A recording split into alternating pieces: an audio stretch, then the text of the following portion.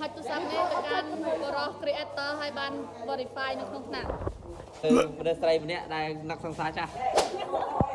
ផ្ញើទូរស័ព្ទទៅមនុស្សដែល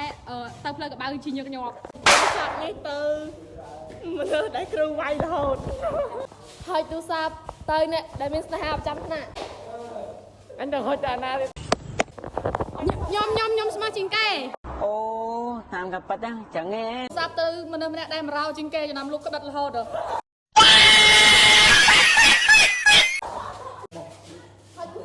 ហុចទូរស័ព្ទទៅអ្នកដែលចំណាំអត់ក្បិតនិយាយមកដល់ខ្លាចរហូតស្រុកខ្មែរយកអ្នកអូយហុចទូរស័ព្ទនេះទៅមនុស្សដែលផោមដាក់ប្អូនឲ្យឈឺ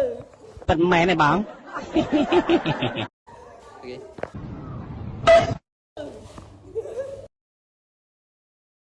ឲ្យបរោះបកាយគណិតជិះជិះក្បាលណាអូយហេខ្ញុំមកហុចឲ្យមនុស្សលើសបាទខ្ញុំហុចឲ្យទៅមនុស្សដែលត្រូវស្ដាយជាងគេក្នុងថ្នាក់